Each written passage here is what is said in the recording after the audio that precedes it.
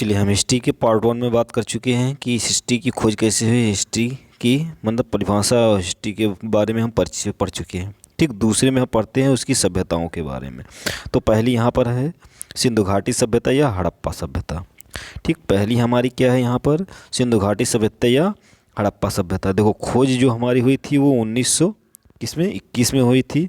Sir John Marshall की अध्यक्षता में हुई थी, लेकिन खोज किसने की थी, दयाराम साहनी ने। और नामकरण भी किसने किया था, सर जॉन मार्शल ने किया था। फिर कह रहा है कि समकालीन सभ्यताएं क्या क्या हैं इस सभ्यता की। एक थी चीन की सभ्यता और दूसरी थी क्या, मेसोपोटामिया की सभ्यता, जो इराक में स्थित है, दजला फरात नदी के किनारे है।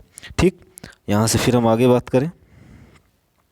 देखो, ये हमारा क्या है, सिंधु घाटी की सभ्यता जो हमारी है का क्षेत्रफल और विस्तार जो है वो है 12,99,000 वर्ग किलोमीटर।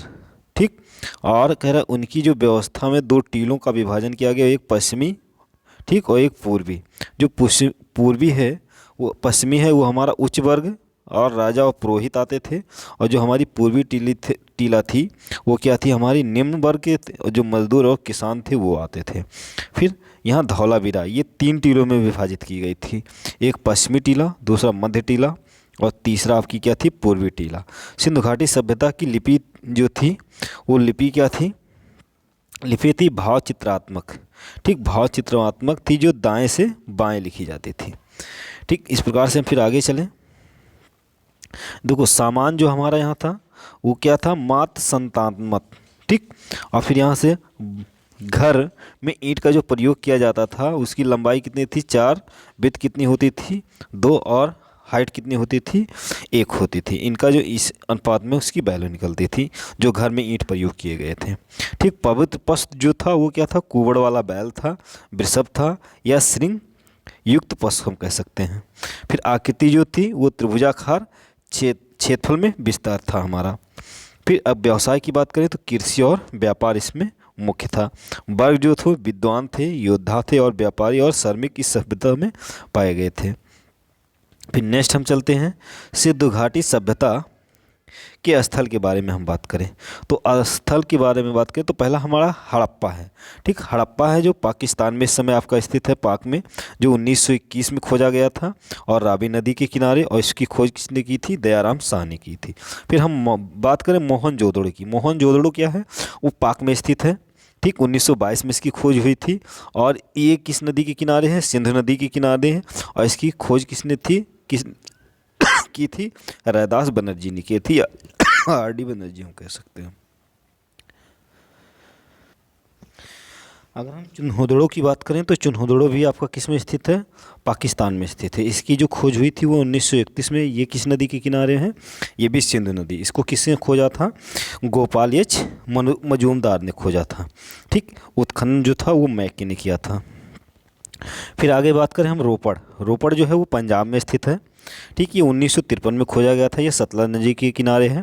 और इसकी खोज किसने की थी, खोज इसने की थी यज्ञदत्त शर्मा ने और प्लस वत्स ने। फिर अगर हम कालीबंगन की बात करें तो ये राजस्थान में स्थित है। इसकी खोज कब हुई थी, 1951 में हुई थी। और ये आपका है कहाँ, किस नदी के, ये घाघर नदी के किनारे है। ठीक, घाघर नदी के किनारे, या जिसे हम कहते हैं आप केजू में घाघरा नदी। ठीक, तो वो घग्घर नदी के किनारे है। फिर हम आगे बात करें इसकी खोज किसने की थी, तो वो बालकिस आपर और घोष ने की थी। ठीक, फिर अब आगे हम नेक्स्ट की बात करें। देखो, कालीबंगन हो गया। हम फिर बात करते हैं आलमगीरपुर। देखो, आलमगीरपुर जो है वो यूपी में स्थित है। कब खोजा गया, 1958 में खोजा गया। ठीक, 1958 में खोजा गया। और ये किस नदी के किनारे, हिंडन नदी के किनारे। इसको भी किसने खोजा था, यज्ञदत्त शर्मा ने खोजा था। फिर हम बात करें बनावली जो हरियाणा में स्थित है, किस नदी के किनारे, सरस्वती नदी के किनारे। और इसको खोजा कितने था, बिष्ट ने खोजा था। फिर हम बात करें धौलावीरा आपका कहाँ स्थित है, गुजरात में। ठीक, किस नदी के, भोगवा नदी। और इसको खोजा कितने था, जेपी जोशी ने खोजा था। फिर हम बात करें राखी मढ़ी जो हरियाणा में स्थित है, सरस्वती प्लस द्वती नदी के किनारे था। ठीक है। और अमरेंद्र नाथ और सूरज भान ने इसको मिलकर क्या किया था, खोजा था। फिर हम बात करें लोथल की। लोथल जो है वो गुजरात में है, भोगवा नदी के किनारे। इसको रंगनाथ भाव ने खोजा था। ठीक, फिर हम चलते हैं आगे। नेक्स्ट की बात करें हड़प्पा की। देखो हड़प्पा हमारी क्या है, हड़प्पा के बारे में हम जानते हैं। देखो शहरी निवासी, ये गृह निर्माण, ये ग्रिड पद्धति के लोग थे। फिर जले हुए गेहूँ जौ की ये साक्ष्य यहाँ से मिले थे हड़प्पा से। हीकरा मुद्रा बनाने की सेलकड़ी का प्रयोग करते थे। ठीक, फिर क्या है, पश्चिमी टीले पर रक्षा दीवार भी थी। शवों को दफनाने की साक्ष्य थे मिले हैं। कछुए की हड्डी के साक्ष्य मिले हैं। तावे की इक्का गाड़ी मिली है। फिर कपास की खेती के साक्ष्य मिले हैं। महिला गर्भ से निकलता पौधे का चित्र मिला है। ठीक, इस प्रकार से हम कह सकते हैं हड़प्पा से निकला है। फिर आगे हम बात करें मोहनजोदड़ो की। देखो हम मोहनजोदड़ो की बात करें तो मोहनजोदड़ो से देखो हमें क्या क्या, सिंधी भाषा का शब्द जो मृतकों की टीला के नाम से जाना जाता है, यहाँ से प्राप्त हुआ है। फिर कहें सिंध बाग कहा जाता है मोहनजोदड़ो को। हड़प्पा की जुड़वा राजधानी, ठीक, हड़प्पा की जुड़वा राजधानी है। फिर कह रहा है विशाल स्नागर मिला है, ठीक, प्राप्त हुआ है। जो 12 कक्षों के अन्नागार हड़प्पा में मिला है। विशाल स्नागर मिला है, स्नागार मिला है। फिर कह रहा है कि बारटम बटराज मूर्ति जो पसपस दाढ़ी वाले महादेव की है। फिर बने हुए कपड़े के साक्ष्य मिले हैं। वो स्वास्तिक चिन्ह मिले हैं। कांसे की नर्तकी मूर्ति मिली है। और प्रत्येक मकान में कुएं के साक्ष्य मिले हैं। ठीक, और मलेरिया बीमारी के भी साक्ष्य मिले थे मोहनजोदड़ो से। फिर हम आगे चलो बात करते हैं चुनहुदड़ो की। अगर हम चुनहुदड़ो की बात करें तो यहाँ रक्षा चरीर नहीं था। ठीक, यहाँ रक्षा का चरीर नहीं था। फिर हम सिंधु घाटी सभ्यता की औद्योगिक नगर भी इसे हम कहते हैं। कह रहा मनका बनाने का कारखाना यहाँ मिला है। मनका बनाने का कारखाना, सौंदर्य का साधन, लिपस्टिक, काजल और कंघा।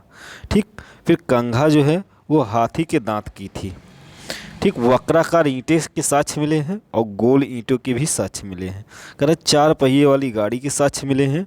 कह रहा बिल्ली का पीछा करते हुए कुत्ते का चिन्ह मिला है। ठीक, ये चुनहुदड़ो से प्राप्त हुआ है।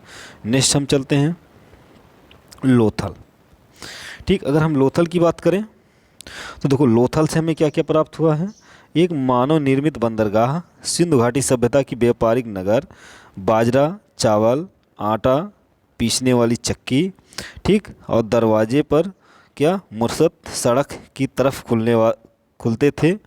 फिर यहाँ से है कह रहा 3 युगल समाधि, सती प्रथा का साक्ष्य। फिर कह रहा है कि हाथी के दांत, पैमाना। फिर कह रहा है कि घोड़े की हड्डियों के साक्ष्य। फिर कह रहा शतरंज के सेल का साक्ष्य और मम्मी का गार्डल मिला है। ठीक, ये हम कहते हैं लोथल की बात करें। फिर हम आगे चलते हैं। आगे हमारा क्या है, कालीबंगन। कालीबंगन से देखिए क्या, दीनहीन बस्ती कहा जाता है कालीबंगन को। ठीक, जूते हुए खेत के जो साक्ष्य मिले थे वो कालीबंगन के, जहाँ पर चना और सरसों के मिले थे। फिर कह रहा है कि जली हुई और पकी हुई चूड़ियों के साक्ष्य मिले हैं। फिर कह रहा है लकड़ी के हल का साक्ष्य मिला है। जो मिट्टी का हल बनावटी, ये 4 हरियाणा के स्थित है। फिर कह रहा है कि ऊँट की हड्डियों के भी साक्ष्य मिले हैं और 7 हवन कुंड के भी साक्ष्य मिले हैं। कहाँ से, कालीबंगन से। अगर हम फिर बात करें धौलावीरा की तो धौलावीरा में हमें क्या क्या मिला है। तो धौलावीरा की अगर हम बात करें तो धौलावीरा में हमें मिला है क्या, जल निकासी का प्रबंध, जल कुंड के साक्ष्य, सुनामी के साक्ष्य, स्टेडियम के साक्ष्य और 3 टीलों का विभाजन था। ठीक, इसमें पश्चिमी टीला, मध्य टीला और पूर्वी टीला। फिर कह रहा है कि घर में ईंटों का रंग जो था वो लाल था, प्रयोग करते थे। ठीक, इसमें जो आपका था रोपड़ और 100 कुत्ता भी मिला था। ठीक, इसमें आपकी 3 क्या किया था, टीलों में विभाजित किया गया था। तो इस प्रकार से हम क्लास 2 को क्लियर किए हैं। फिर इसके आने वाली क्लास पार्ट 3 में देखते हैं। फिर वीडियो पसंद आया होगा तो लाइक कीजिए, शेयर कीजिए, सब्सक्राइब कीजिए, औरों को भी सब्सक्राइब कराइए, औरों को भी शेयर कीजिए। पीडीएफ के लिए इसके नीचे डिस्क्रिप्शन बॉक्स में पीडीएफ लिंक दी गई है, वहाँ पर क्या करिए, क्लिक कीजिए और उसे डाउनलोड कीजिए। धन्यवाद।